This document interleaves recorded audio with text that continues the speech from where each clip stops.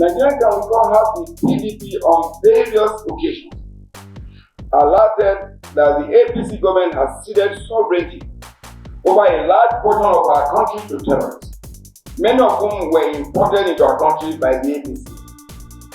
From this video, in a brazen manner, terrorists as non-state actors boldly show their faces, boasting, admitting and confirming their participation in the Kuje prison break, some of whom were former inmates who were either jailed or awaiting trial for their previous terrorism acts against our country.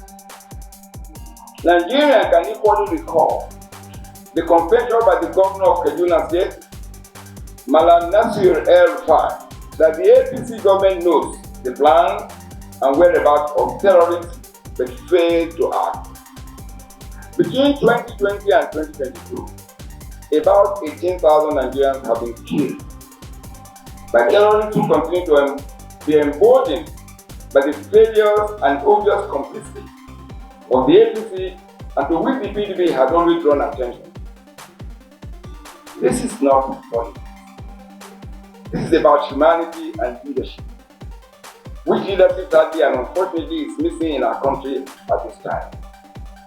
The PDP is appalled by the lame response by the apparently helpless, clueless and defeated Buhari presidency, wherein he told an agonizing nation that the president, Buhari, and I quote, has done, and this emphasis should be here, that President Buhari has done all and even more than what was expected of him as commander-in-chief by way of morale, material and equipment support to the military. That is the statement from the president.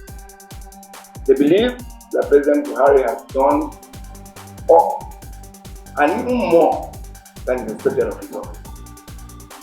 This is a direct admission of incapacity and failure by the Buhari presidency and the APC.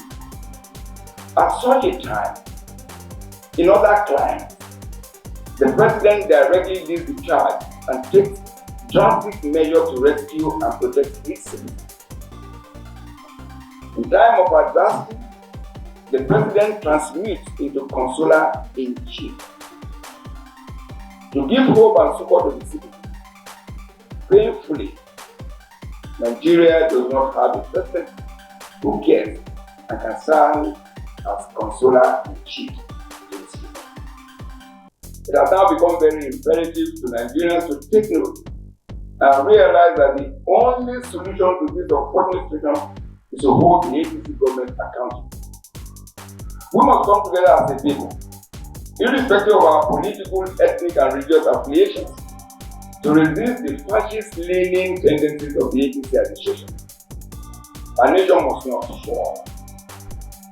The resilient Nigerian spirit and can-do attitude must be rekindled by all to prevail on the president to immediately, without further delay, accede to the demand by the PDP and other well-meaning Nigerians to convene a special session of the National Council of State to find a lasting solution, since the president, in his own admission and his word, has come to his end.